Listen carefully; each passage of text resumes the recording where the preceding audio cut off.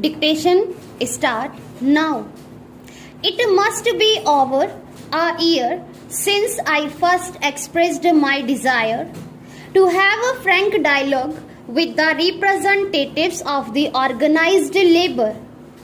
I am glad that my colleague has now arranged such a meeting and that you have responded to our invitation. This is one of the most crucial meetings in recent years. We are at a significant stage in the evolution of our political and economic system. Trade union layers of allegiance to different political ideologies. Such diversity is expected in an open, democratic society.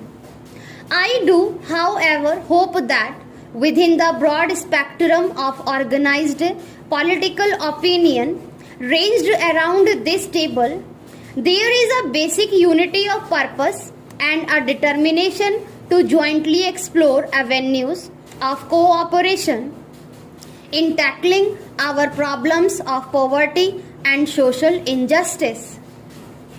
The Minister of Labour and Employment has posed certain specific issues for your consideration. I sincerely hope that at the end of our deliberations, certain definite considerations are reached. For this, it is necessary to approach the problems facing us with temper and spirit required for their solution. We have here leaders who speak for organized labor, who seek to reflect their hopes and aspirations and to ventilate their grievances.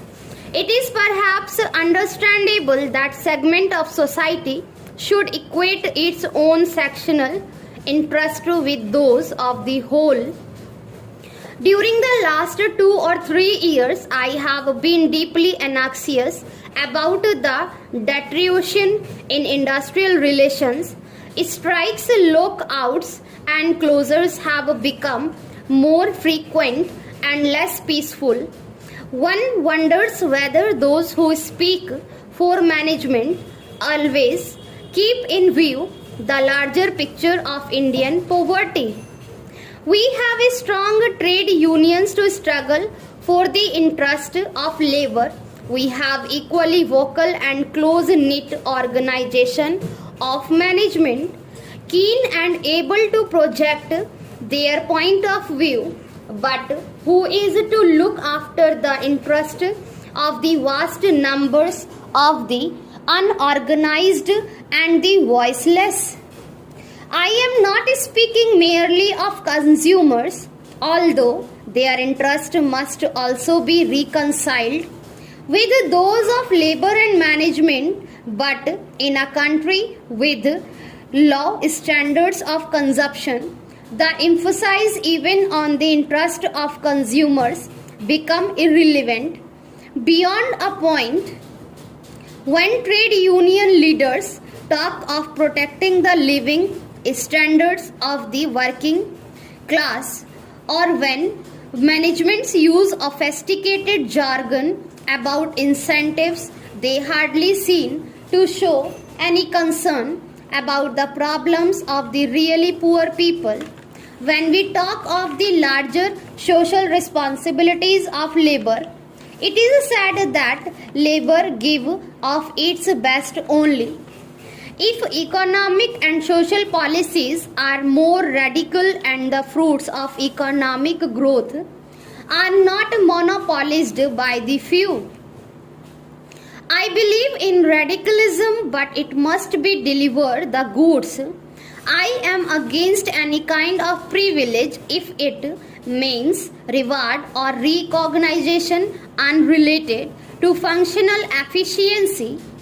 World economic history and our own experience point to the fact that privileges, however defined, become entrenched in a period of economic stagnation rather than in a period of a growth. The emphasis on a faster rate of growth does not therefore represent any retreat from radicalism or socialistic principles on the contrary. A higher rate of growth is an essential prerequisite to welfare on an enduring basis. It does not matter to the privileged whether rate is 2% or 6%. They already have the means of a good life at their command. A higher rate of growth is vital for those who are currently unemployed or underemployed. A speedy and substantial increase in production is necessary to generate resources for expansion of employment. Ever since independence, industrial expansion has acted as the for economy. But in the 2 years, it is the increase in agricultural production that has kept the economy moving forward.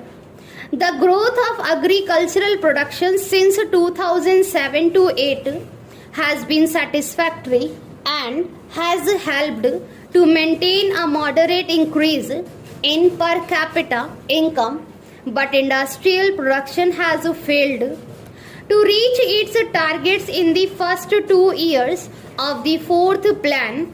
It has been only around 6% instead of the expected 10%. An increase in industrial output is essential to the structural transformation of our economy.